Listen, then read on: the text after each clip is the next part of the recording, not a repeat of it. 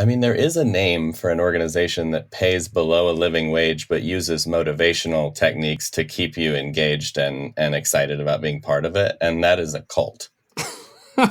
Yeah. That's, I can't say that's the language that our industry uses, but I don't disagree with it.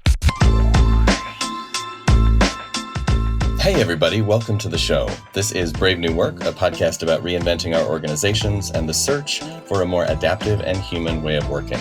I'm Aaron Dignan, and I'm joined by my long-lost co-host, Rodney Evans. I'm back. Hello, everybody. It's been about 6 days since we saw each other. We are also joined today by David Buckmaster, the Director of Global Retail Compensation at Nike and the author of the new book, Fair Pay: How to Get a Raise, Close the Wage Gap, and Build Stronger Businesses. David, welcome to the show. Hey, thanks for having me. On today's episode, we're going to talk about pay, compensation, moolah. But before we unpack that and get into our wallets, let's get into our heads for the check-in. Do it. We are not going to ask everyone here to talk about how much they make, though we did bandy that about as an idea. So our check-in for today is going to be, if you had to teach a class on one thing, what would it be? Aaron, and you go first. It can't be what I do for a living, right? It's got to be, can be whatever you outside want. of the... Be whatever you want. All right. It feels boring to say what I do. Well, then say something better. Mm-hmm. Right. Let's go. Aaron, then David, and then I will go last. I've been so excited about it lately. I think I would teach an exercise class all in Oculus. So we'd all be dorking out in the room together, and it would be like, yeah, Oculus exercise class. Hell yeah, I will go to that. I mean, let's do it. All right. David? I might go to that too, but I don't know if I need a Facebook account again for that. Is that how that would work? I think they forced that. Unfortunately, yes. Oh, yeah. I don't know. Do people need instructors on mediocre guitar playing? Because if so, I'd be right in there, right? That's about all I do outside of my day job, right? So maybe I mean, mediocre guitar is a skill that a lot of people aspire to. Right. So that'll be my niche. Like narrow target market, right? You can do nothing, but you only aspire to get mediocre. It's campfire guitar lessons. Yeah, it's just we just play Wonderwall over and over again. That's all it is, right? It's just, you learn 4 chords and that's it. Yeah. Perfect. Rodney, what are you going to teach us? I am going to teach also at a fairly JV level, but intro to design. Like interior design. Not because I think I am an amazing interior designer, but because I think as a result of being a practicing, non-trained, not professional designer, I am good at doing it and explaining to other people who have no particular talent or skill or training how to do it. In the layman's terms. In the layman's terms, it's like if you have an empty house and you don't know where to begin, I could help you get to something you would probably like. I like that both of your answers were like, I'm going to take you from terrible to neutral. That's right. Sometimes you don't need an expert. Sometimes you need someone who remembers the foundational F, G, and C chords. That's right. Brilliant. See, you're too advanced already, Rodney. You have to go to the... I can no longer be your teacher.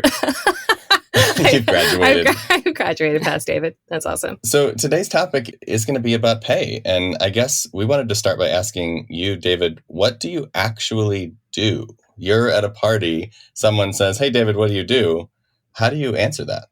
This is always such a fun question because people don't know we exist in big companies. And so there's this like natural script that plays out every time I get asked this question. It's like, so what do you do? And I say, well, I have this niche job and my job is just let me figure out how much money everybody should be making. And then naturally, what you get, it's like, oh, I bet people are really nice to you. And then, you know what I say is my like dumb dad joke is like, yeah, you'd think. But, there's like this ambient temperature of people just being mad at you all the time because everybody wants to get paid more all the time. So like, I'll try to read the room a little bit. Like occasionally, if I sense that I'm about to get into a hostile conversation about it, like I might take the same approach that Americans take when they travel abroad and they just say they are Canadian or something. And like, and I was like, I'm not one of them. I work in HR, I work in benefits or something, or somebody, will graciously think we work in payroll and we just do the administrative stuff and they no longer have follow-up questions, which is awesome. But no, we sit upstream. We're like kind of tucked away into a dark corner of the HR department. But yeah, so our job is to figure out that entire package of stuff that you get in exchange for your work. So pay and benefits, but also things like recognition, maybe some career development, your work-life balance, like how it all fits together. I mean, it doesn't sound like that is an inherently evil job. It doesn't sound like it's necessarily populated with people like twirling their mustaches and conspiring to mess with people's livelihoods. So you talk about this field as being one that's neglected. Why is that? Yeah, I mean, to be fair, if I could grow a proper mustache, I would probably twirl it, Twirl you know? Because it's fun. Just at that dinner right. party, when Right, somebody right, asks right. you, start with the mustache twirl, then explain. Exactly, Yeah. exactly. You know, I live in Portland, so it'd probably be really well received also if I had a good twirling mustache. But If you waxed it. yeah, I mean, ultimately, like what I say is, problems with pay are mostly not about design, but about inertia. You know, if you think about pay from the company side, and I'm here representing my book, not any particular company's set of practices or anything. But if this is if you think of any other program at a company, like you just start to see some sort of fundamental differences between that and pay. Like if you're running a leadership development program or performance ranking system, or even like a marketing campaign, those things all have on and off switches. Like you can fully replace a bad or a dated program or mistake. You can just say, hey, as of October 1, let's use this form instead of that form. And like, that's the end of that old story, right? Pay is a bit different in the sense that like pay kind of functions as anti-gravity in the sense that what goes up can only be expected to go up, you know, like you can't, like if you've made a mistake, you're kind of stuck with it for a long time. So like the residue of a bad pay program or like someone's bad experience is going to stick with them for a very long time, right? The hard part about pay, or one of the hard parts, is that your business just changes all the time in the sense that you've got new leaders coming in, they've got different perspectives on how it should work. The company reorganizes every 6 months for some, flighty, ill-defined reason. So you've got to figure that out. And then, I think also just visibility to programs and how they actually happen in large companies is a big issue. Like if you're in my chair, like our teams are not very big typically, right? So like if you have a marketing director and, on the Excel template, they're paid perfectly competitively, they're doing well, they're performing fine. But what you don't know is, they're 3 time zones away and they're on this project. You don't even know who this person is, personally. And like maybe the role has changed a lot, the scope's a lot bigger, but you have no way of knowing that. So we have to we don't have that connective tissue in place always to evaluate when people's roles get larger or smaller, or they're not compensated, according to things that don't show up on the Excel template, right? So because of all of that fluidity and the inability to just switch things on and off, like pay just gets messy real quick. And sometimes you find that it's not somebody's actively, twirling that mustache saying, let's keep people poor today. It's we just haven't looked at this particular thing in a while, or something that's changed that we don't know. That makes sense. I am curious.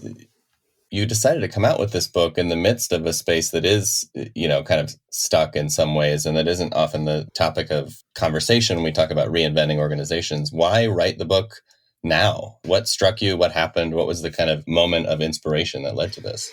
Yeah, so books have long lead times, right? And I know Sure you're well of that. So like, if I had like a 6 month, if it was backed up 6 more months, I would have included more things about some of the really current challenges around remote work, and I'm sure we're going to get all into that, and maybe a little bit more worker power than we've seen in the past, like all of those kinds of things. But broadly, the book really started out as just me trying to get back into my hobbies. Like personally, I was really, really burned out. Professionally, I had done some writing in the past for some magazines, like my claim to fame. I did a one McSweeney's thing, and that made me feel really great about, That's so some writing, like, right? Like, Get it. that's like, that gave me some cred, right? And so I was burned out, and, one of the leaders at the company I was at the time just kind of gave me this look when he found out that I used to write, that just like basically cut me in half personally. It's like, what are you doing with your life? Why aren't you making time for your hobbies anymore? Because it's clearly affecting you, right? And so I just started writing again. Didn't matter what I was writing, but I took that old, advice around, write what you know. And so I eventually found this prize called the Brackenbauer Prize, which is put on by McKinsey and Financial Times, and ended up getting shortlisted for that prize. And then it took a pretty traditional path from there, signed with an agent, went through the proposal process, all of that fun stuff. But, around pay, like this is one of those things that I think is the biggest area of opportunity for improving our work lives, but the place that we're least equipped to talk about, right? It's, I think a lot of like the organizational trauma that exists in our day-to-day comes from pay, but we just don't really know. It's one of those things that you just assume everyone's out to get you at all times, or you're underpaid, and it's super taboo to talk about. Yeah, absolutely it is. And, that's one of those things that, we might not get to a place where we're all wearing, name tags with our number on it, right? But like we have to just get a lot more willing and open with talking about this. And for those of you who might work in companies where, you're encouraged to not talk about this stuff. Like, just know, like, legally, like, there's nothing to prevent you from talking about pay. Like, that's this weird myth that won't go away. Like, it is a deeply protected right for you to do. So, we just have to get better at this stuff. And when you do this work for a long time, what you realize is that, like, pay is answering the same 5 questions over and over again, just with a different spin attached to it. And I think ultimately people just kind of want to know, hey, am I paid? Am I okay? Basically, am I paid competitively? Was the process fair? If I went and did this thing, what would I make, and what can I expect here? And does it all kind of fit together? That leads me to a slightly tangential place, which is those 5 questions do very much land. I have worked in and around compensation in the past in other roles, and one thing that brings up is those questions are very personal questions. They're very centered on the individual and their own experience and the value that they add, and et cetera, et cetera. And then there's like this externality. And I've had the experience both as the receiver of pay and also as someone communicating messages around pay, that is, the individual experience does not line up with what's happening externally. And what I mean by that is someone being like, well, that seems unfair, or that seems too low, or that doesn't seem to recognize all I've done. And I'm sitting there going like, you're getting paid 50% over market compared to your peers. So like, I understand you're bummed. And also like, this was actually meant to be an amazing story from a market data perspective. So could you just talk a little bit like from where, because I feel like, David, you sort of sit in the middle of that, like understanding the individual motivation, but looking really critically at the external landscape. How do you think about joining those perspectives? Yeah, it's a great question. And I think when people come to you with those pay questions, I think they're asking not just about pay, but also just about questions about belonging and do you value me? Yeah. Do you love right? Like that's all it is. Yeah. Am I valued? Yeah. Am I wasting my time here? Do I have a pathway here or not? Like those. I always kind of laugh because the people who would get most upset are people who make the most money and companies. Always. It's like I would love a fraction of what you're getting. Please enjoy your boat. Like it's always like those are the biggest hissy fits you get to deal with. But I think that this market data thing is such an interesting one because if you're right, because if you're in my chair, like you have to just keep a straight face sometimes because like there is literally no way for somebody who does not do this work for a living to go get an accurate number. And I think this is like in a point of contention because like when people say, well, I looked this up online, and like I think it might be helpful for me just to explain where market data comes from in our world and why that's different from what you Google, right? So like when you're Googling this stuff, if you're going to Glassdoor, PayScale, LinkedIn, or whatever, just know that your formal compensation team is just not using that data. And I don't mean that in the sense that these places are bad. Like I am extremely thankful they exist, and I do believe they're going to get tighter over time. I think the belief there is that with enough data, with enough calibration, they can kind of approximate what companies are doing and what shows up on the formal salary surveys. But like the problem with them is that they're a lot like,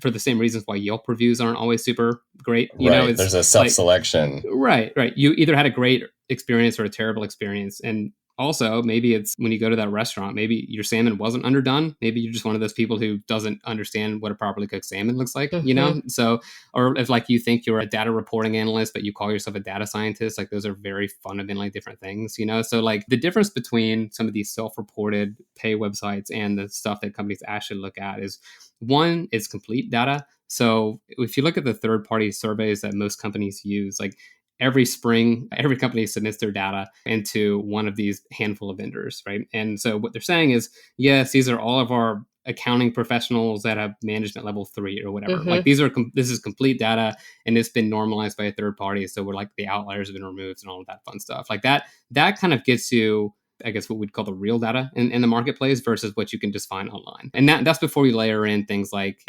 proper leveling standards. Like if I am at a small company and I call myself a director, that's going to mean a fundamentally different thing than if I'm at a Fortune 500 and in the director spot, So people like, there's so many potential points of confusion there where, like the stuff you Google is just not going to align with the stuff that, your company is using. Yeah, it's kind of exciting to see. There's this next gen of startups in the comp space, like Pave, who just raised a bunch of money, or Carta has launched a product in this space, at least for startups, where they're now just plugging directly into HRIS systems and they're slurping all the data and they're doing a leveling calibration as part of that slurp. And so it is, I think there's promise that it'll get a lot better than what we've seen from some of the more social aggregators in the next few years. So at least, maybe that'll move up market over time. Yeah, that's absolutely true. And, I was on a call with another one called Pequity a few weeks ago. And like, there's a lot of really smart people tackling this. The Pequity one, I think, let me say, like, I'm not a customer of this product. I'm not like dipping in my in the pot here, but like, or I'm not an investor or anything. But like, the person who runs that is ex Google comp person. And I think I think one of the important distinctions when you're evaluating these companies is, are the technologists running it or are the compensation people running it? Because you have to be able to have enough battle scores with how this stuff actually works to be able to interpret not just the data, but like what's the kind of meta narrative that sits behind all of it, and to be able to establish it at the right standards. So yeah, I'm excited. I will say also in the traditional space, there's just an enormous amount of consolidation, which as a practitioner, frankly, kind of bums me out because I don't like that there's only a couple of places where you can go get kind of the official data, and I would like there to be a bit more competition in this space. But it is a time of rapid change for sure, and I'm excited to see what comes. Speaking of that decentralization, you write in the book that pay design at the world's largest companies is done by a small group of people who are well connected to each other and who use the same data sets that you were just talking about.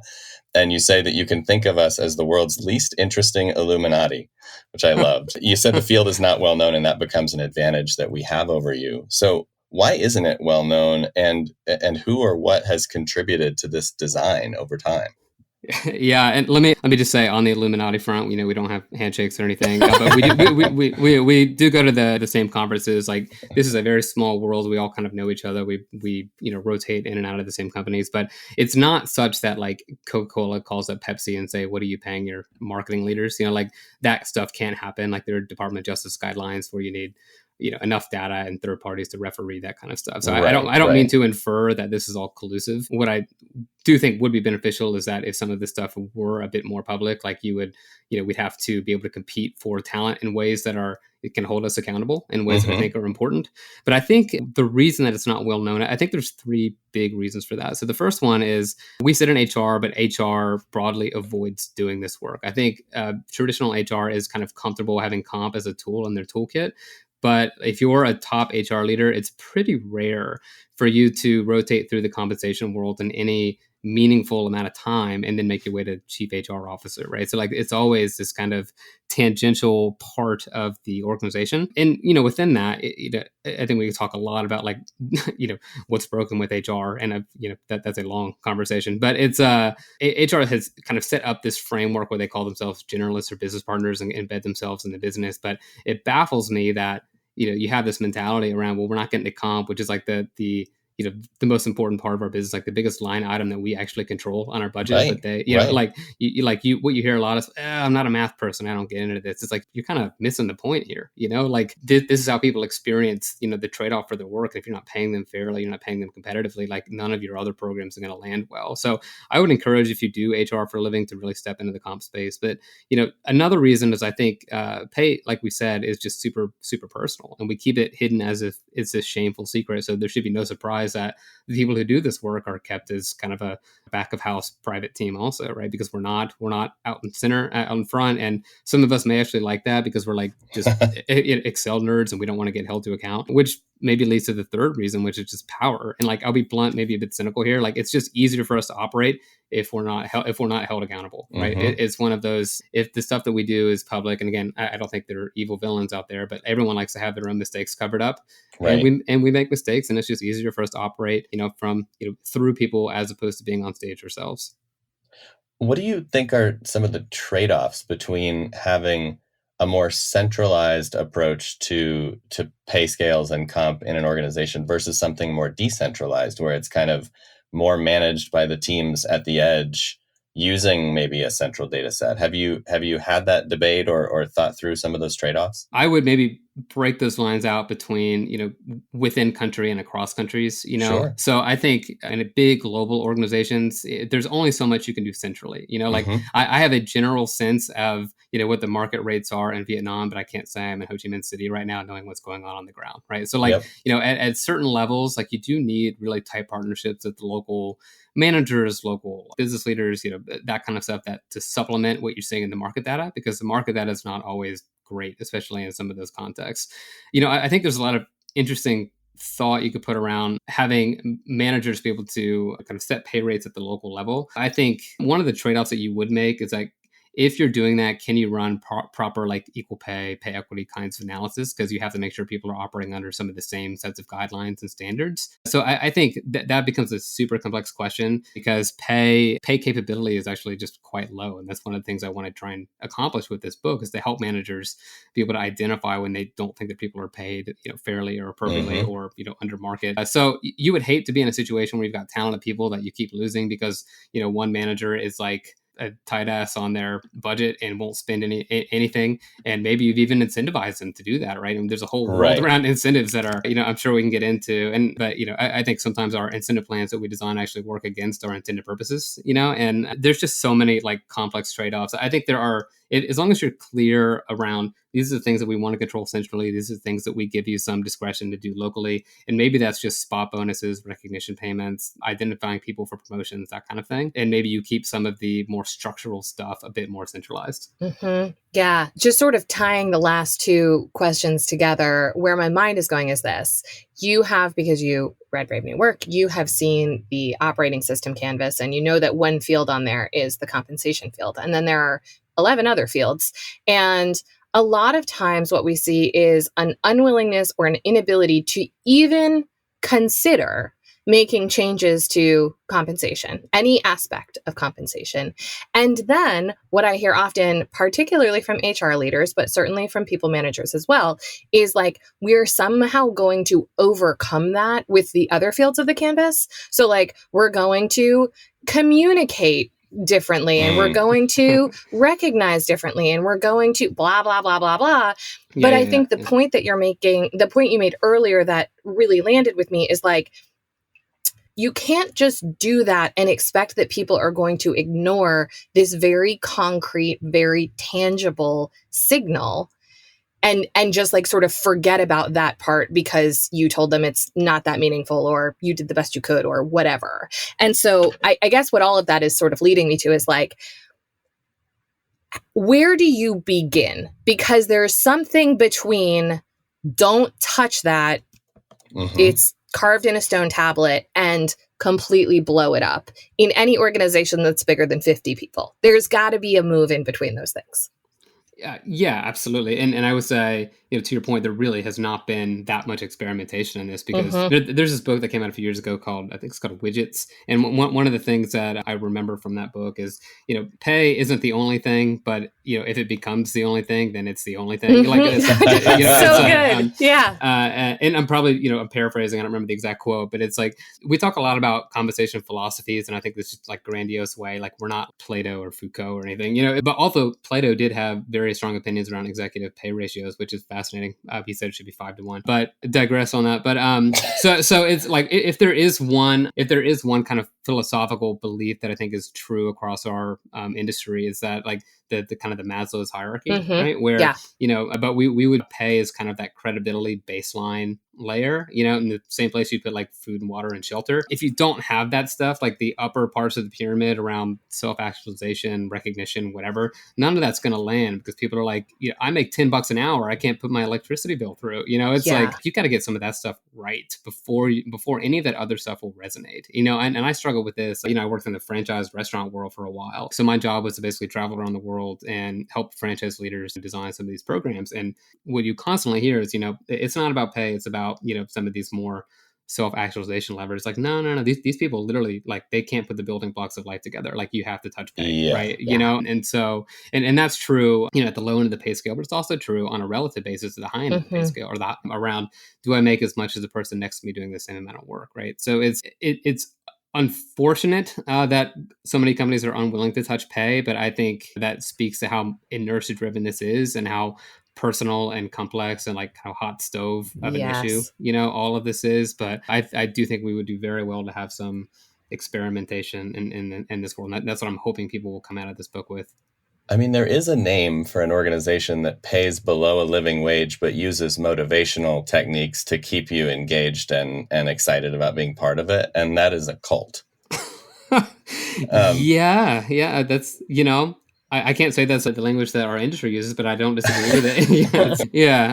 The HR strategy is cool. Yeah, that's yeah, I'm gonna go take a lap and think about that one. I think, but yeah. But like, and this is one of those things where you have to think about how difficult it is to get massive wage increases through large organizations, right? Because like the book starts with kind of my realization around the Fight for 15 movement, in the sense that I was at the Starbucks headquarters at that time. I was overseeing retail pay for all the baristas in the U.S. And I walked outside one day and I saw this protest, and it was like Fight for 15. This was 2014, and it just floored me. I'm like, holy smokes, like this isn't anywhere near, like, where are they getting this number from, right? So I'm going to all of this like super rigorous, this is 60-70% above what the market data shows, and let me be honest, like, you can look at this data right now, and I won't give away the consulting firm that I was speaking with, but the number of big retailers that expect to get $15 an hour this year, of big, major, highly sophisticated retailers, is in the teens on a percentage basis. So we are not making fast progress on this stuff. So but if you think about like just practically, how do you get big wage increases to organizations? It gets very tough, right? Because like there's always this like decrescendo of who matters in the organization. It's like clearly the executives get basically whatever they want to, because they are, for lots of reasons. But I think hand on the steering wheel. Yeah, that proximity to power, I think, matters a lot in pay too. Like if you're having to sit across the desk from the head of HR, like that's a harder conversation for that person to say no to than somebody who is holed up in a distribution center in Memphis or something, right? But at the same time, there's also a parallel organization that happens all the way through, your finance, your operations, your strategy teams, that is basically creates a number of hurdles for you to go all the way through. So if you think about like the four walls of a retail store, and you say, well, we need to increase these wages from, $12 to $14 an hour on a starting basis, like, you're going to have to go, convince that the equivalent person in the finance team who's just overseeing that retail store, that area of retail stores, that it's a good idea,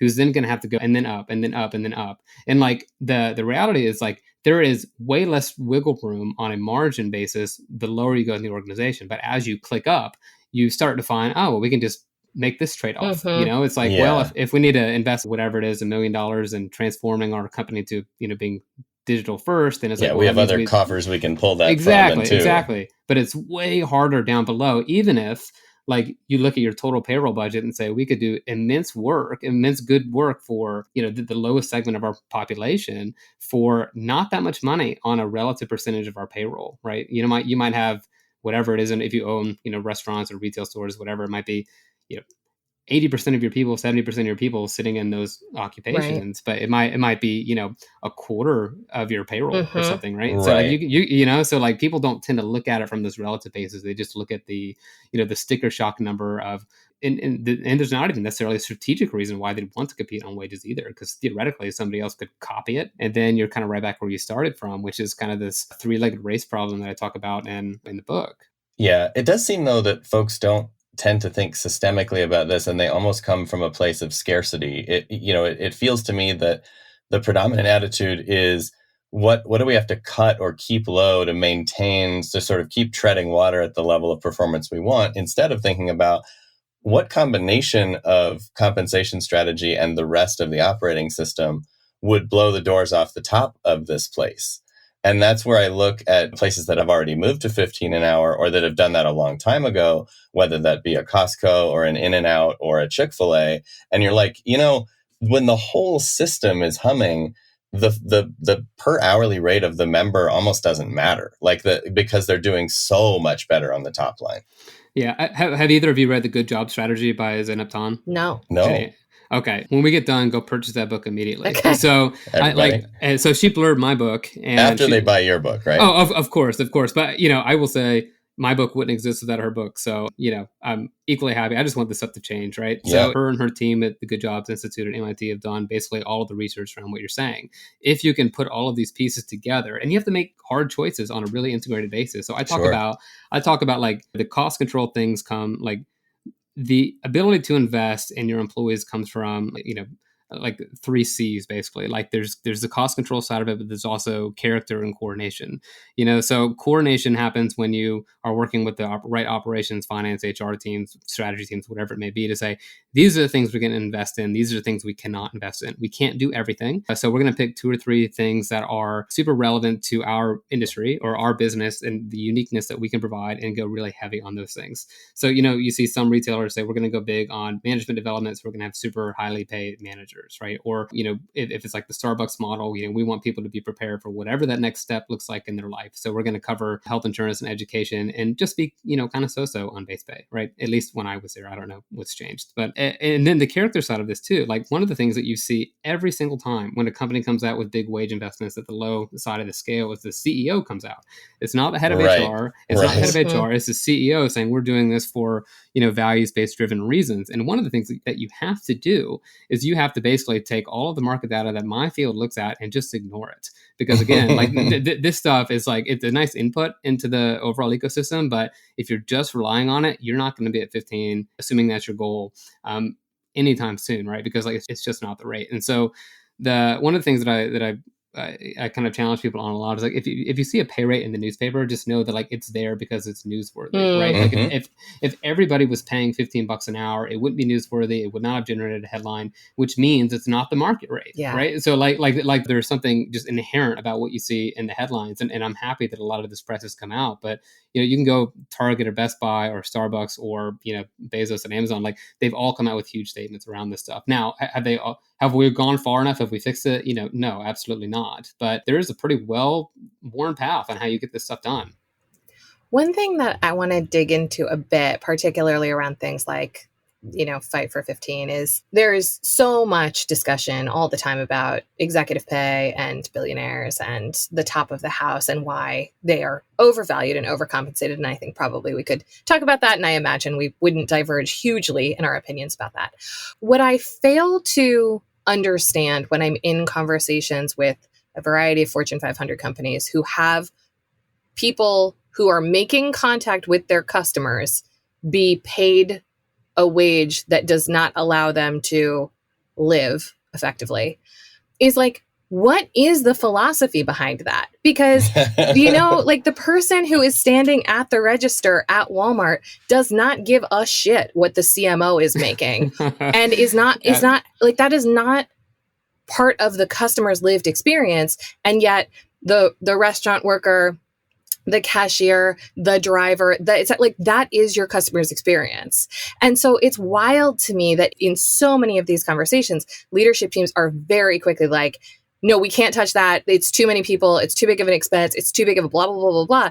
And I'm like, how do you discount that so quickly when they are the people who are actually in touch with your market? Yeah, I don't get it either. But, I think maybe the framework around this is probably best akin to don't ask, don't tell. It's one of those things that again, we're kind of hidden away, but CEOs, and I talk about this in the book, and even top HR leaders, I think it's incredibly rare for them to know what does the lowest person in your company make right now. Like that is just not typically on the radar. Like that stuff's been kind of outsourced multi-rungs down in the organization.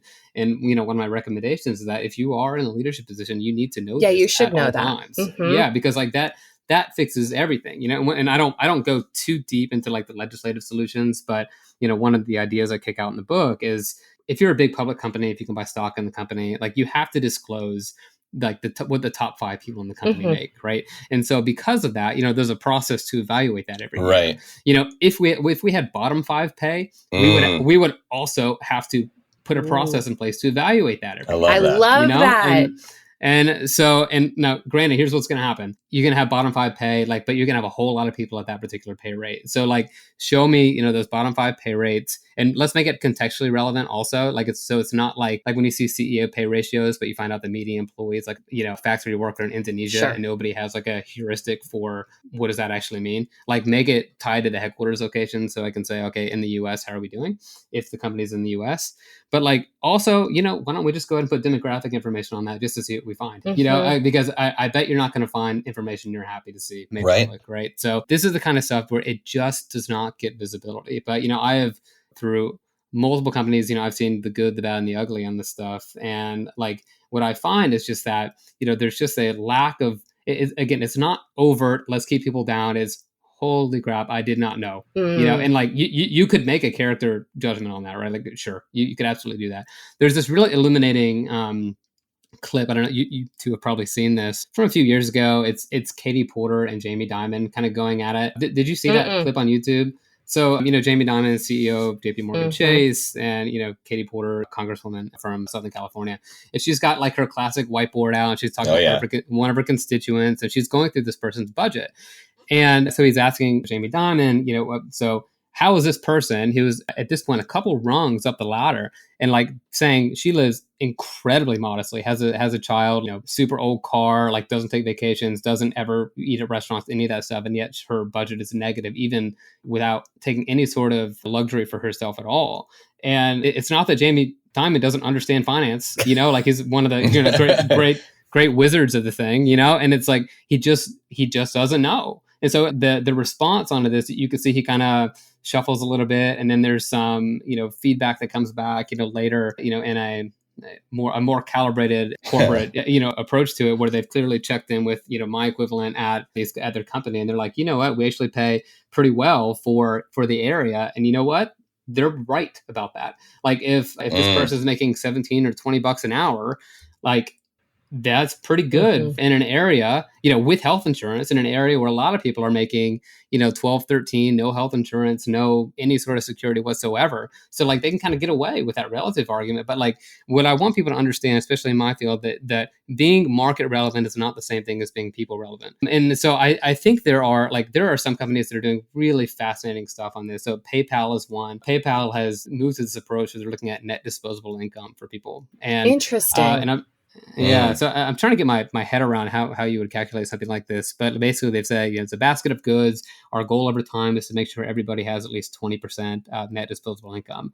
And so when they ran the numbers the first, and if I get this wrong, somebody from PayPal, please let me know. But when they ran the numbers the first time, they realized they weren't there. They were 5% or whatever. And so their goal over a number of years is to adjust their pay scales in such a way that they can make sure everybody's got that 20% margin, so they can, if they get a flat tire, they need to go to the doctor, they don't carry that economic anxiety into work, which clearly affects their work contribution, right? So, and their health. Yeah, absolutely. Have you all seen like Dan Price is a guy who's doing I was just thinking of Dan when you were talking about this. Like he posts a lot about this stuff, So, but like what he did, he increased all of his. He's got this credit card payment company called Gravity Payments in Seattle, and he put a book out and talks about, I didn't know how little my lowest paid person was making. I didn't know she had a second job at McDonald's that she was studying for while working for me. And that, I guess, completely transformed his mindset around this. So over a couple of years, he increased everybody's pay to $70,000 a year, which was enough to provide them a decent life with some margin in case things happened. At the end of the book, he starts talking about all of this, like really ridiculous stuff that happened on, to benefit his employees. They're like, hey, we paid off our debt. We took vacations. The rate of babies that people have, like all kinds of stuff. We can afford healthier food. Just overall, we get, because we're paid enough to survive, enough to thrive, like we can actually experience our full humanity, and it's like these systems do not have to exist the way they do. We just choose for them to exist this way. And so this is, and I'm sure like I'm preaching to the choir here, but like this is one of the things I really want to get out through this book. Yes, this listenership is the gospel choir of what you're saying. Okay, good. All right. So we've been talking a lot about the more traditional ways of thinking and paying and the aspects of compensation that are stuck or broken. And all of us, I think, see this as a space that needs more experimentation, and we would like to see more new ideas being tested. But I would like to run by you, David, things that we are seeing in the world and have tried ourselves, and just get your take on them. So the first one is transparent pay. So all we mean by that is what people are making is visible to the rest of the organization. Maybe you could also comment on visible to the rest of the world, because there are companies where that is also the move. Yeah, so transparent pay is something where there's clearly like a lot of legislative action happening right now, and and then I think broader in the marketplace we're seeing enough pressure there for companies to start making some real moves on this finally.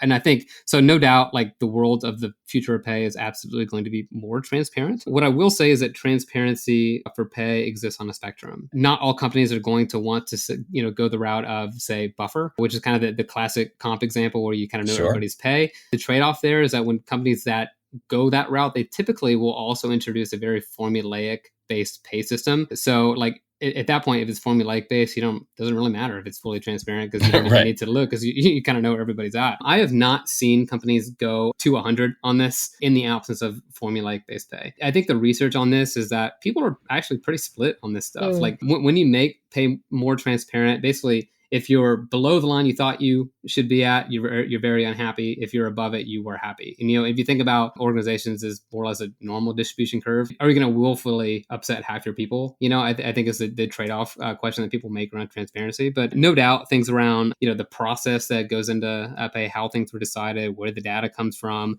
what pay could look like at that next level, what your own pay range is. All of that stuff will absolutely, be part of the future of pay. But I think like transparency is in service of a bigger goal around fairness and people understanding their employment context. And, I think when you see pay that is transparent, it doesn't fully solve all of your pay problems either. Like you still have stuff you have to sort through. Like one of the kind of interesting, points on this, like Norway has fully transparent pay in the sense that anybody can look up anybody else's tax records. Right? And they've had this for, 100 plus years. Norway still has a wage gap of, 7% or so. Right. So like transparency isn't the only thing going on with pay. Can it help? And should we get closer to it? Absolutely. But I don't think you're going to see companies go fully there because one, a lot of employees aren't going to be happy with it actually. And two, it's not going to solve all of the problems. It's just going to create different types of problems. My favorite thing about the response to why not to go transparent about everyone being